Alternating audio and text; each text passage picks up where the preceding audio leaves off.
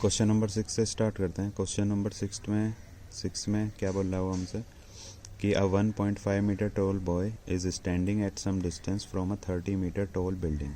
तो जो बिल्डिंग की हाइट है वो कितनी दे रखी है, 30 metre. The angle of elevation from his eyes to the top of a building increases from 30 degree to 60 degree. अब यहाँ पे इंपॉर्टेंट लाइन क्या है कि angle of elevation from his eyes, उसकी आंखों से, ठीक है, आंखों से, और बिल्डिंग का जो टॉप है उसका एंगल ऑफ एलिवेशन इंक्रीज करता है 30 degree to 60 degree as he walks towards the building. तो जैसे जैसे वो बिल्डिंग की तरफ मूव करता है। Find the distance he walk towards the building. तो हमें फाइंड करना है कि कितना डिस्टेंस उसने वॉक किया बिल्डिंग की तरफ। तो देखो स्टार्ट करते हैं। तो हमें क्या बोला था उसने कि एक 1.5 मीटर टॉल कोई लड़का है और वो बिल्डिंग के टॉप को देख रहा है।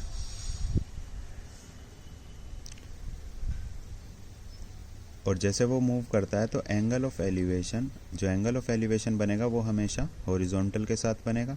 तो यहाँ पे ग्राउंड से नहीं ले रहे हम, कहाँ से ले रहे हैं, उसकी आइज से। तो आइज से हॉरिजॉन्टल बनाएंगे।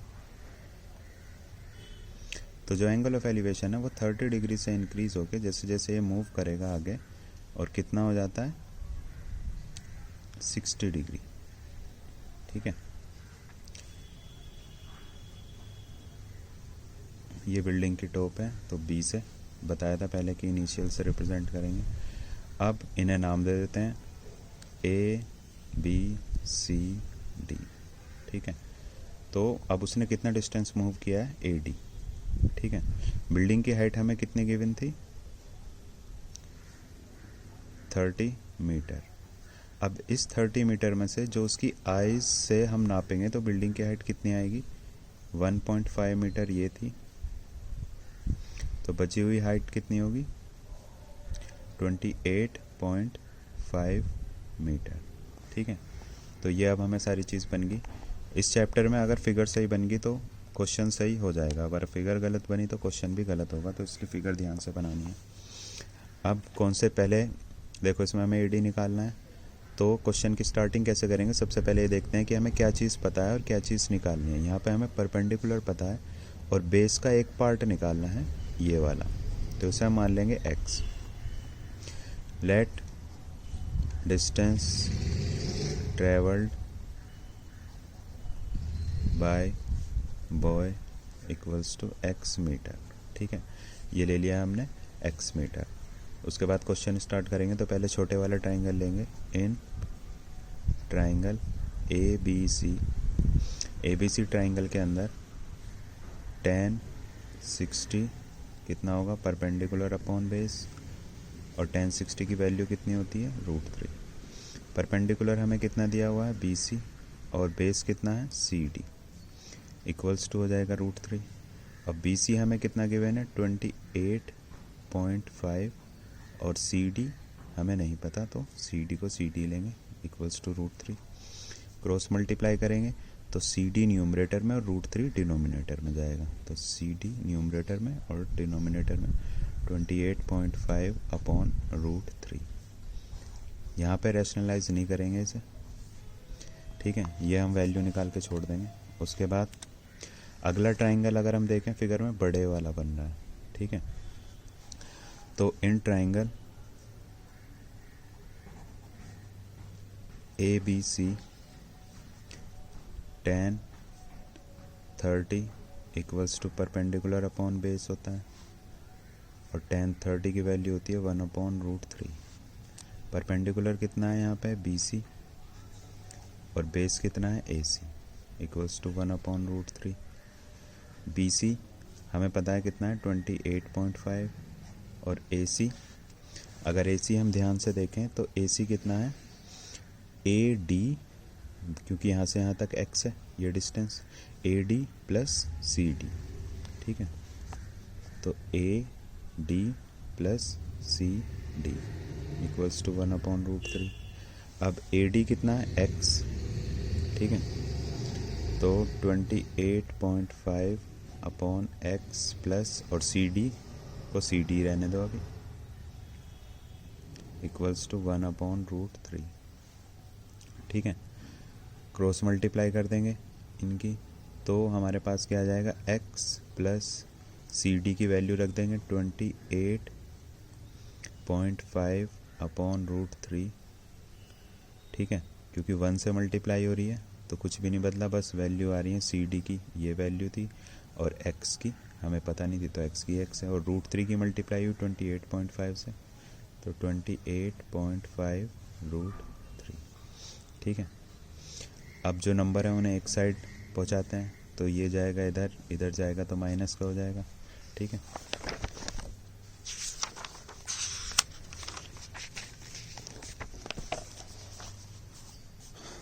तो हमारे पास x कितना आ जाएगा, 28.5 रूट 3 माइनस 28.5 अपॉन रूट 3। अब एलसीएम लेंगे तो रूट 3 आएगा। इसमें एक कॉमन सी चीज़ होती है, एक तरह से ट्रिक है कि अगर इसमें डिनोमिनेटर के नीचे कुछ नहीं हो, जो सेकंड वाली टर्म है, तो जो इसका डिनोमिनेटर होगा उसकी मल्टीप्लाई होगी यहाँ पे और एलसीएम यही आएगा। तो रूट 3 की रूट 3 से होगी तो 3 मल्टीप्लाई कर लेंगे, तो 3 5 ज़ा 15, 3 8 ज़ा 24 और कैरी 1 था तो 5 और 3 2 ज़ा 6। ठीक है, 85.5 माइनस 28.5 अपॉन में रूट 3 माइनस करेंगे तो x इक्वल्स टू कितना आ जाएगा, 57 अपॉन रूट 3। अब करेंगे इसे रैशनलाइज, रूट 3 से ऊपर नीचे मल्टीप्लाई कर देंगे, तो x कितना आ जाएगा, 57 रूट 3 अपॉन 3। ठीक है, 3 19 ज़ा कितने होते हैं 57, तो x कितना आ गया 19 रूट 3 मीटर। तो यानी कि क्या है कि उसने इतना डिस्टेंस जो है वो ट्रैवल किया है। तो बस यहाँ पे लिख देना ही वॉकड 19 रूट 3 मीटर। ठीक है, ये था हमारा क्वेश्चन नंबर 6। क्वेश्चन नंबर 7 देखते हैं। क्वेश्चन नंबर 7 में बोल रहा है कि from a point on the ground the angle of elevation of the bottom and the top of a transmission tower fixed at the height of a 20-meter high building are 45 degree and 60 degree respectively. Find the height of the tower. तो देखो यहाँ पे question में important चीज़ें हैं, important question है थोड़ा सा, क्योंकि इसमें थोड़ा सा कुछ चेंज आएगा जो तुम्हें आगे भी काम आएगा। तो क्वेश्चन में क्या बोल रहा है वो, from a point on the ground the angle of elevation, एक पॉइंट है ग्राउंड पे जहाँ से एंगल ऑफ एलिवेशन किसका, angle of elevation of the bottom and top of a transmission tower fixed at the top of a 20-meter high building। तो यहाँ पे important चीज़ क्या है कि जो वो टावर है वो एक बिल्डिंग के ऊपर है, बिल्डिंग के ऊपर है, तो ये बी जो बिल्डिंग की हाइट है और इसके ऊपर टावर है, और बिल्डिंग की हाइट इन्होंने हमें दी हुई है कितनी है 20 मीटर। तो इसके ऊपर कोई टावर लगा हुआ है, तो इसका एंगल ऑफ एलिवेशन किस किस का, बॉटम और टॉप का कितना कितना दिया हुआ है इन्होंने, bottom and top are 45 degree and 60 degree, तो 45 डिग्री दिया हुआ है और 60 डिग्री दिया हुआ है। अब इन टाइप के क्वेश्चन में देखो यहाँ पे एक चीज़ आएगी जो ध्यान देना है, ए बी सी, बी हमने ले लिया था तो इसे डी ले लेंगे। इस फिगर में देखें तो दो ट्राइंगल बन रहे हैं हमारे पास, राइट एंगल एक ये जिसमें एंगल 45 डिग्री है और एक ये जिसमें एंगल 60 डिग्री है। ठीक है, दो राइट एंगल बन रहे हैं पर दोनों का बेस सेम है, हाइट अलग अलग है, इस पूरे की हाइट इतनी, इसकी हाइट इतनी, पर बेस सेम है। तो इस टाइप के क्वेश्चन में एक ही पैटर्न फॉलो होगा, तो सारे स्टेप वही रहेंगे। देखो आंसर सेम आएगा, आंसर आ जाएगा दोनों का, सेम नहीं आएगा, पर सेम स्टेप फॉलो होंगे और आंसर दोनों का ही सही आएगा। तो देखो स्टेप क्या है वो देख लो। तो सबसे पहले ऐसे क्वेश्चनों में स्टार्ट करते हैं हम किससे, जो चीज़ नोन है, जैसे इस वाले ट्राइंगल का परपेंडिकुलर पता है तो इससे स्टार्ट करेंगे। In triangle B C D, ठीक है, बी सी डी ट्राइंगल के बारे में बात कर रहे हैं। तो परपेंडिकुलर पता है, बेस निकालना है, तो 10 45 इक्वल्स टू कितना होता है परपेंडिकुलर अपॉन बेस, और 10 45 की वैल्यू होती है 1। परपेंडिकुलर है 20 मीटर और बेस कितना है C D equals to 1। Cross multiply करेंगे तो सी डी ऊपर जाएगा 20, तो सी डी यहाँ से आ गया हमारे पास 20 मीटर। अब इसमें एक और चीज़ थी, अगर और जल्दी करना है तो इसे हम क्या मान लेंगे, h, और यहाँ पे पर हमें दिखाना पड़ेगा कि let height of tower equals to h metre. ठीक है, h मीटर मान ली। अब दूसरे वाले ट्राइंगल की बात करेंगे, in triangle A C D. ठीक है, ए सी डी ट्राइंगल के बारे में बात कर रहे हैं, तो tan 60 equals to perpendicular upon base tan 60 की वैल्यू √3। अब यहाँ पे परपेंडिकुलर कितना है, अगर हम देखें तो परपेंडिकुलर कितना है, बी डी प्लस एच। ठीक है, तो परपेंडिकुलर कितना होगा, बी डी प्लस एच। ठीक है, और बेस तो सेम ही था, सी डी इक्वल्स टू √3। अब सी डी हमने ऊपर निकाल लिया 20 मीटर। ठीक है, और बी डी हमें गिवन था 20 मीटर, और हाइट हमें फाइंड आउट करनी है इक्वल्स टू √3। ठीक है, क्रॉस मल्टीप्लाई कर देंगे तो हमारे पास क्या आएगा, 20 प्लस एच इक्वल्स टू 20 √3। इस 20 को इधर भेजेंगे तो साइन चेंज होते हैं, तो 20 √3 माइनस 20 दोनों में कॉमन आ रहा है, तो 20 कॉमन ले लेंगे, यहाँ से कॉमन लिया तो √3 और यहाँ से कॉमन लिया तो 1। ठीक है, इतने मीटर। तो यहाँ से हमें पता चला कि जो टावर की हाइट थी वो कितनी थी, 20 ब्रैकेट में √3 माइनस 1 मीटर। ठीक है, ये था हमारा क्वेश्चन नंबर 7। क्वेश्चन नंबर 8 देखते हैं। क्वेश्चन नंबर 8 में क्या बोल रहा है वो, कि a statue 1.6 metre tall stands on the top of a pedestal. यहाँ पे स्टैचू की हाइट दी हुई है पर पेडेस्टल की नहीं दी। From a point on the ground the angle of elevation of the top of the statue, statue के टॉप का जो एंगल ऑफ एलिवेशन है 60 degree, and from the same point the angle of elevation of the top of the pedestal is 45 degree, और pedestal के top का angle of elevation कितना है, 45 degree. Find the height of the pedestal, तो हमें pedestal की height find करनी है। तो फिगर बना लेते हैं पहले। तो इन्होंने क्या बोला कि एक स्टैचू है जो 1.5 मीटर टोल है, सॉरी 1.6 मीटर टोल है, और वो एक पेडेस्टल के ऊपर खड़ा हुआ है। पेडेस्टल की हमें हाइट नहीं दी हुई, तो हम इसकी हाइट को मान लेंगे कितना, h। ठीक है, ये पेडेस्टल है और पेडेस्टल के ऊपर एक स्टैचू है। इस स्टैचू की हाइट हमें दी हुई है कितनी, 1.6 मीटर। ठीक है, अब एक सेम पॉइंट से जब हम पेडेस्टल के टॉप को देखते हैं और स्टैचू के टॉप को देखते हैं तो एंगल ऑफ एलिवेशन कितने कितने बनते हैं, 45 डिग्री और 60 डिग्री। ठीक है, ये एंगल ऑफ एलिवेशन बनते हैं इन दोनों के। तो देखो, जैसे क्वेश्चन इससे पहले वाला था, क्वेश्चन नंबर 7 था, सेम मेथड है, सेम स्टेप है, सारी चीज़ सेम है, पर वहाँ पे हमें ये चीज़ गिवन थी, ये निकालनी थी, इसमें ये गिवन है, ये निकालना है, पर फिर भी देखो सारे स्टेप सेम ही होंगे। जैसे वो क्वेश्चन करा था ऐसे ही ये होगा, फिगर भी सेम है। अगर तुम देखो इससे क्वेश्चन नंबर 7 की, तो फिगर भी सेम है और स्टेप भी सेम ही होंगे। हालांकि हमें अलग अलग चीज़ें निकालनी है, पर फिर भी स्टेप सेम ही होंगे। तो इन्हें नाम दे देते हैं, इसे ए दे देते हैं, इसे B.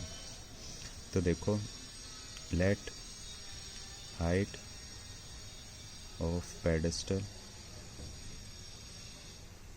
Equals to h metre, h metre मान लिया। तो इन ट्राइंगल, छोटे वाले से स्टार्ट करते हैं, इन ट्राइंगल PAP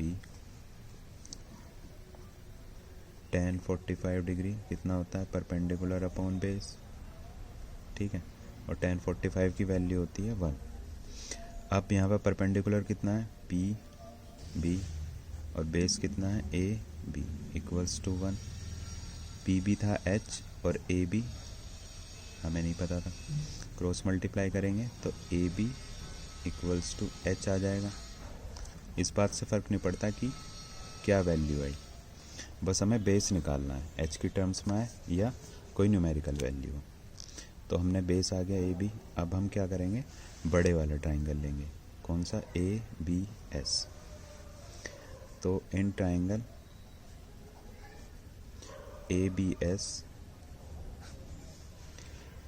इसमें भी 10 लगेगा, 10 60 degree equals to perpendicular upon base.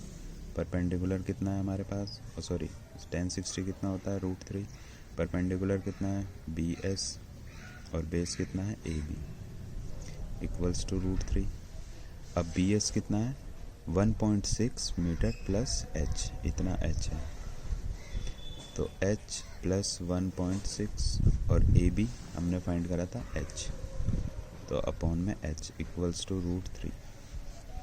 Cross multiply करेंगे तो h plus 1.6 equals to √3h, ठीक है। h को भेज देंगे इधर, तो 1.6 equals to √3h minus h, ठीक है। h दोनों में कॉमन आ जाएगा, तो 1.6 इक्वल्स टू √3 माइनस 1h, ठीक है। क्रॉस मल्टीप्लाई कर देंगे तो ये पूरा ब्रैकेट कहाँ जाएगा, इसके नीचे, तो h equals to 1.6 upon √3 minus 1, तो ये आ गया हमारा h। अब पर डिनोमिनेटर में अंडर रूट नहीं होना चाहिए, है ना, ये हमने 9th में पढ़ा था, इसे बोलते हैं रैशनलाइजिंग द डिनोमिनेटर। तो हम इसे रैशनलाइज कर देंगे, तो h इक्वल्स टू 1.6, रैशनलाइज कैसे करते हैं, इनके बीच का जो साइन है उसे चेंज कर देंगे ताकि ए स्क्वायर माइनस बी स्क्वायर की आइडेंटिटी बन जाए। तो √3 प्लस 1 अपॉन में √3 माइनस 1 पहले से ही था, नीचे भी मल्टीप्लाई √3 प्लस 1 से, तो ऊपर नीचे सेम चीज़ से मल्टीप्लाई हो रही है तो रेशियो चेंज नहीं होगी। तो हमारे पास क्या जाएगा, 1.6 √3 प्लस 1, और यहाँ पे √3 माइनस 1 और √3 प्लस 1। यहाँ पे a plus B A minus B वाली आइडेंटिटी लगी, यानी कि ये किसके बराबर होगा, A square minus B square के।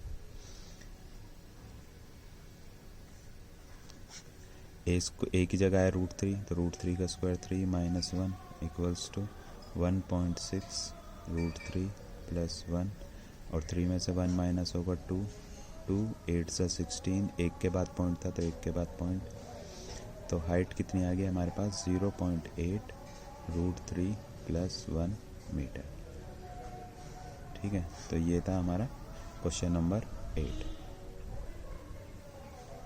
क्वेश्चन नंबर 9 देखते हैं। तो अब इस चीज़ का ध्यान देना, जहाँ पे ऐसे क्वेश्चन होते हैं जिसमें दो फिगर होती हैं, या जिसमें दो बिल्डिंग, और मतलब एक बिल्डिंग एक टावर होगा, या एक हिल और एक टावर होगा, है ना, या फिर दो टावर होंगे, एक ट्री एक टावर होगा। ऐसे क्वेश्चनों में इस चीज़ का ध्यान रखना है कि तुम्हें क्वेश्चन पढ़ते हुए फिगर बनाते हुए चलना है एक साथ, ठीक है। तो जितना क्वेश्चन समझ में आता जाए उतनी फिगर बनाते हुए चलो। देखो, देखते हैं तो क्या बोल रहा है, एंगल ऑफ एलिवेशन ऑफ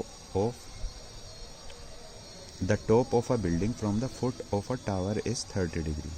तो देखो, पहले बताया था कि इनिशियल से रिप्रेजेंट करा करो, वो ऐसे क्वेश्चनों की वजह से ही बताया था, क्योंकि ऐसे क्वेश्चनों में क्या होता है कि आप भूल जाते हो कि कौन सी चीज़ क्या थी। तो क्वेश्चन नंबर 9 में देखो, the angle of elevation of the top of a building, building के टॉप का एंगल ऑफ एलिवेशन फुट के और टावर के फुट से कितना है, एक बिल्डिंग होगी एक टावर होगा। तो क्या बोल रहे हैं, top of a building from a foot of a tower, तो जो टावर है उसके टॉप से एंगल ऑफ एलिवेशन कितना है, 30 डिग्री। और उसके बाद बोला angle of elevation of the top of the tower from the foot of the building is 60 degree, यहाँ से यहाँ तक 60 डिग्री है, ठीक है। और कुछ चीज़ गिवन है इसमें, हाँ, if the tower is 50 metre high, और जो टावर है उसकी हाइट हमें गिवन है कितनी, 50 मीटर, ठीक है। तो find the height of the building, तो बिल्डिंग की हाइट फाइंड करनी है। तो अब जो बचे हुए हैं उन्हें नाम दे देंगे ए सी, ठीक है। Let height of building equals to h metre, इसे हम h मान लेंगे। तो इन ट्राइंगल कौन सा, जिसमें हमें कोई चीज़ गिवन हो उससे स्टार्ट करेंगे। हमें ये गिवन था तो इस वाले ट्राइंगल से स्टार्ट करेंगे, जो ये वाला ट्राइंगल दिख रहा है, ठीक है। तो इन ट्राइंगल CAT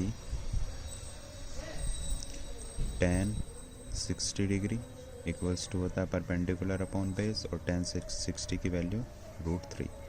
परपेंडिकुलर हमें कितना दिया हुआ है CT, और बेस है AC। अब देखो उसी टाइप का क्वेश्चन है, एक चीज़ कॉमन है, बेस दोनों ट्राइंगल में कॉमन है। देखो इसमें भी और इस वाले में भी, दोनों में बेस सेम है। तो ऐसे क्वेश्चनों में हम जो चीज़ कॉमन होती है पहले वो निकालते हैं, ठीक है। तो उसकी वैल्यू निकालेंगे, चाहे वैल्यू निकले या ना निकले। जैसे पिछले क्वेश्चन में h की फॉर्म में आया था, है ना। न्यूमेरिकल वैल्यू हो या ना हो वो ज़रूरी नहीं है, पर निकालेंगे हम जो चीज़ कॉमन है वो। तो पहले AC फाइंड आउट करेंगे इक्वल्स टू √3, CT गिवन है 50, AC equals to √3। Cross multiply करेंगे तो AC जाएगा ऊपर और √3 नीचे। तो AC equals to 50 upon √3 metre, ठीक है। तो यहाँ से हमने वैल्यू फाइंड कर ली AC की, जो चीज़ कॉमन थी। अब निकालेंगे ये जो बिल्डिंग की हाइट है। तो इन ट्राइंगल ABC एंगल कितना गिवन था इसमें, 30 डिग्री। तो tan 30 degree equals to perpendicular upon base, और tan 30 की वैल्यू होती है 1/√3। तो यहाँ पे परपेंडिकुलर कितना है AB, और बेस है AC, ठीक है। अगर हम फिगर में देखें परपेंडिकुलर क्या होता है, जो एंगल के सामने हो, तो AB, और बेस कितना है AC इक्वल्स टू 1/√3। AC की वैल्यू क्रॉस मल्टीप्लाई कर देंगे तो AB equals to 1/√3 into AC, ठीक है। AC की वैल्यू हमने निकाली हुई है ऊपर, पुट कर देंगे तो 1/√3 इंटू 50/√3, √3 इंटू √3 3। तो बीच में वीडियो स्टॉप हो गई थी। तो देखो √3 इंटू √3 करेंगे तो 3 हो जाएगा, है ना। तो 50/3 आ जाएगा, और फिर डिवाइड करेंगे तो 3 1 ज़ा 3 20 जाएगा इधर, और 3 6 ज़ा 18 2 रिमाइंडर बचेगा, तो रिमाइंडर ऊपर 3 और 16, ठीक है। तो ऐसे कर सकते हैं, ठीक है। इससे डिवाइड करेंगे, जितना डिवाइड होगा वो सामने, जो रिमाइंडर वो ऊपर, और जिससे डिवाइड कर रहे हैं वो नीचे रहेगा। पहले भी 3 था, अब भी 3 है, ठीक है। क्वेश्चन नंबर 9 की तरफ आता है। तो क्वेश्चन नंबर 9 में क्या बोल रहा है वो, क्वेश्चन नंबर 9 में हमसे क्वेश्चन नंबर 9 ही था, sorry, question number 10। Question number 10 में हमसे पूछा गया है कि बताया गया है कि 2 poles of equal heights are standing opposite to each other on either side of the road which is 80 metre wide. तो 2 पोल हैं जो एक दूसरे के अपोजिट खड़े हैं रोड पे, और जिनके बीच का डिस्टेंस है 80 मीटर, ठीक है। From a point between them on the road the angle of elevation of the top of the poles are 60 degree and 30 degree respectively. Find the height of the poles and the distance of the point from the poles. तो वो point जो है वो कितने distance का। तो देखो इन्होंने क्या बोला कि 2 पोल हैं, क्वेश्चन नंबर 10, 2 पोल हैं जिनकी हाइट इक्वल है, ठीक है। हाइट इक्वल है और इनके बीच का डिस्टेंस कितना है, ये 80 मीटर, ठीक है। और इनके बीच में कई पॉइंट है, बीच में मतलब है सेंटर में नहीं है, मतलब बीच में कहीं पे है। सेंटर भी हो सकता है, कुछ भी हो सकता है, पर हम ऐसे ले लेंगे क्योंकि एंगल एक छोटा एक बड़ा है। तो जो बड़ा एंगल है 60 डिग्री और 30 डिग्री, ठीक है। अब इन्हें नाम दे देंगे ABCDE, ठीक है। ये हमें एंगल गिवन है। अब यहाँ पे हम अगर इस डिस्टेंस को x लेंगे तो ये डिस्टेंस कितना हो जाएगा, 80 माइनस x। ये ऐसे ही है, अगर आपके पास 80 रुपीज़ हैं और 2 जगह आप उन्हें रखते हैं या 2 पॉकेट में रखते हैं, तो अगर एक में 20 हैं तो दूसरे में 60 होंगे, एक में 30 हैं तो दूसरे में 50 होंगे। तो दूसरे पॉकेट में कितने होंगे ये हमें ऐसे पता लगता है कि 80 में से 20 माइनस करके 60, 80 में से 30 माइनस करेंगे तो 50। तो वो यहाँ पे हुआ, अगर एक तरफ x है तो दूसरी तरफ कितना होगा, 80 में से x माइनस कर देंगे। तो अब यहाँ पे देखा जाए तो हाइट जो है वो सेम थी, क्वेश्चन में बोला गया था दोनों जो पोल हैं उनकी हाइट सेम है। तो ऐसे क्वेश्चनों में क्या करते हैं हम कि जो चीज़ सेम हो या जो चीज़ कॉमन हो उससे स्टार्ट करते हैं। इन टाइप के क्वेश्चनों की यही ट्रिक है सोल्व करने की कि जो भी चीज़ हमें गिवन होगी या जो भी चीज़ सेम होगी हम उसे ही निकालेंगे, उससे ही क्वेश्चन स्टार्ट करेंगे। मतलब आपका दोनों क्वेश्चनों में मेन मोटिव ये है कि एच फाइंड करनी है। तो पहले इस वाले ट्राइंगल से स्टार्ट करते हैं। इन ट्राइंगल या पहले लेट हाइट ऑफ टावर या pole equals to H metre और distance from B to C equals to x metre. तो CD कितना हो जाएगा, 80 माइनस x। ठीक है, तो ये B से C का डिस्टेंस और D से C का डिस्टेंस। तो हमें BC भी निकालनी है और CD भी निकालनी है और H भी निकालनी है। ठीक है, तो इन ट्राइंगल ABC tan 60, क्योंकि इसमें 60 है, tan 60 इक्वल्स टू कितना होता है, परपेंडिकुलर अपॉन बेस, और tan 60 की वैल्यू कितनी होती है, √3। परपेंडिकुलर है AB और बेस है BC, इक्वल्स टू कितना होगा, √3। ठीक है, तो जो भी चीज़ कॉमन है हम उसे ही निकालते हैं सबसे पहले, चाहे वो वैल्यू न्यूमेरिकल में निकले, मतलब नंबर्स में निकले या ना निकले। AB है हमारे पास कितना, H, और BC है x इक्वल्स टू √3। मल्टीप्लाई करेंगे तो h यहाँ से आ जाएगा हमारे पास x √3।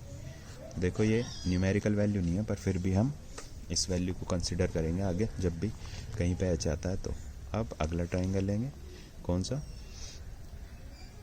DCE। In triangle DCE tan कितना है इसमें, 30 degree, tan 30 equals to perpendicular upon base. Perpendicular है हमें ED और बेस है हमारे पास CD। ठीक है, अब tan 30 की वैल्यू होती है 1/√3। ED upon CD next step में लेते हैं, यहाँ पे ले लिया तो अब यहीं से स्टार्ट करते हैं। ED हमारे पास कितना है, H, और CD कितना है, 80 माइनस x इक्वल्स टू 1/√3। ठीक है, मल्टीप्लाई कर लेंगे, क्रॉस मल्टीप्लाई करेंगे तो h √3 h के पास और ये 1 के पास, तो h √3 equals to 80 minus x। h की वैल्यू हम निकाल चुके हैं यहाँ पे, तो वही वैल्यू पुट कर देंगे, x √3 h की जगह पे इक्वल्स टू 80 माइनस x। √3 की √3 से होगी तो 3x, इस माइनस x को इधर लाएंगे तो प्लस x हो जाएगा equals to 80। 4x equals to 80, 4 2 ज़ा 8, 0 का 0, तो x कितना है, 20 मीटर।